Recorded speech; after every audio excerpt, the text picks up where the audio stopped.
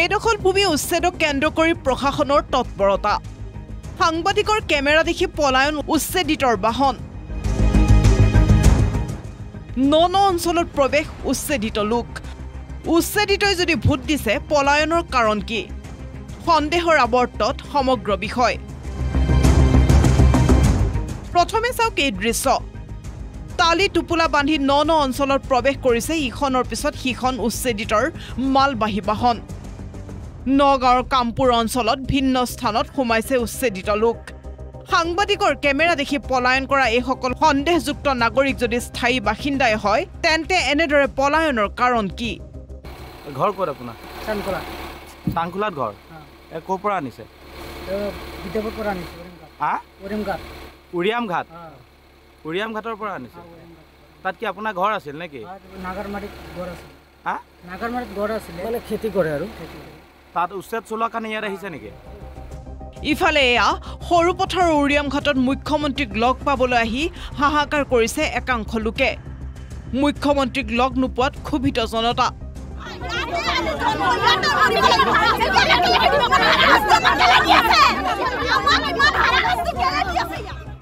উচ্ছেদৰ জাননী পোৱাৰ পিছতেই হাহাকাৰ বেদখলকাৰীৰ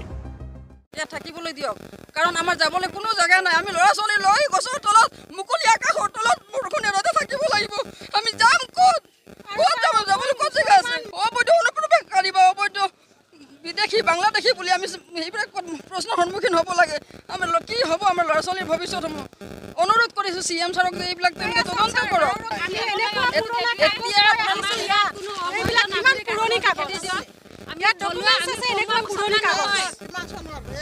সমান্তৰালকৈ উৰিয়াম ঘাটৰ পিছতে নগাঁৱৰ দুটাকৈ স্থানত চলিব প্ৰশাসনৰ বৃহৎ উচ্ছেদ অভিযান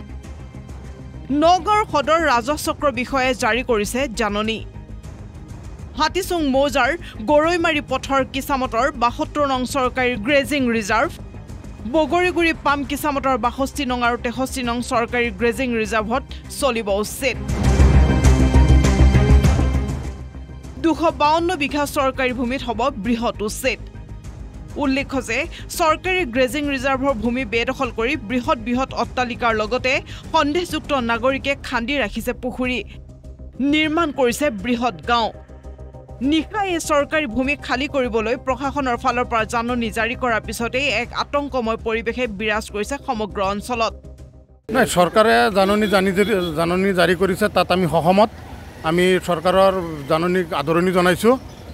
তেখেতে আমাক জাননী দিয়াৰ লগে লগে আমি এইখিনি সচেতন নাগৰিক হিচাপে গাঁৱৰ মানুহখিনিক একগোট কৰি তেওঁলোকক ক'লোঁ বোলে আপোনালোকে এই জাগা খালী কৰি দিয়ক চৰকাৰৰ দৰকাৰ হৈছে এইখিনিত যাতে কোনো ধৰণৰ অপ্ৰীতিকৰ সৃষ্টি নহয় কোনো ভেজাল নহয় কোনো হুলস্থুলীয়া পৰিৱেশৰ সৃষ্টি নহয় সেই কথাখিনি মনত ৰাখি জ্ঞাত ৰাইজে ৰাখি ৰাতিপুৱা ৫টা বজাৰ পৰা তেওঁলোকে এইখিনি জাগা খালী কৰাৰ কাৰণে আপ্ৰাণ চেষ্টা চলায় ইফালে সামগ্ৰী বেদখলকাৰীক জাননী প্ৰেৰণৰ পিছতেই উৎফুল্লিত হৈ পৰিছে ৰাইজ উচ্ছেদিতৰ স্থায়ী সমাধান বিচাৰিছে জাতীয় সংগঠনে চাওক অকল সামগ্ৰীয়ে নহয় অসমৰ বিভিন্ন প্ৰান্তত এনেদৰে যি চৰকাৰী ভূমিসমূহ বেদখল হৈ আছে সেই মাটিখিনি আমি বেদখল মুক্ত হোৱাটো বিচাৰো লগতে কথাটো হৈছে কি যে আজি চৰকাৰ বিভিন্ন দলৰ চৰকাৰ আহিলে চৰকাৰ গ'ল কিন্তু ইমান বছৰে কিন্তু এনেদৰে কিন্তু এটা পৰিৱেশৰ সৃষ্টি হয় তাৰপিছত কিন্তু আকৌ নাইকিয়া হৈ যায় যদিহে সেইসকলে যদি ইয়াত দখল কৰি আছে তেওঁলোকক ইয়াত উচ্ছেদ কৰাটোৱে উদ্দেশ্য নহয় উচ্ছেদ কৰি তেওঁলোকক সম্পূৰ্ণভাৱে বিতাড়িত কৰাটো আমি বিচাৰো ইফালে শ্ৰীভূমি চহৰৰ ব্ৰজেন্দ্ৰ ৰোডত চলিল পৌৰসভাৰ ব্যাপক উচ্ছেদ অভিযান প্ৰশাসনৰ বিশাল আৰক্ষী বাহিনীৰ সহযোগত পৌৰসভাৰ উদ্যোগত ব্ৰজেন্দ্ৰ ৰোডত উচ্ছেদ অভিযান ৰাস্তাৰ কাষত থকা মাটি আৰু ড্ৰেইন দখল কৰি এছাম লোকে নিজৰ ঘৰৰ সীমা বৃদ্ধি কৰি ৰাখিছিল ফলত কৃত্ৰিম বানে বিধ্বস্ত কৰি ৰাখিছিল সমগ্ৰ অঞ্চল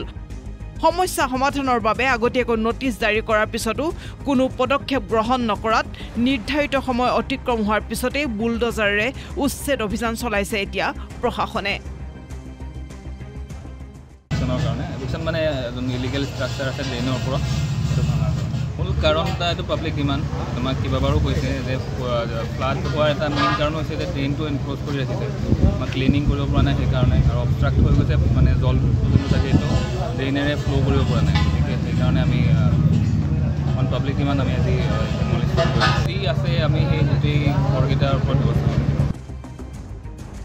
আৰু এনেদৰে উজনি নামনিৰ পিছত মধ্য অসমত প্ৰশাসনে আৰম্ভ কৰিছে উচ্ছেদ অভিযান।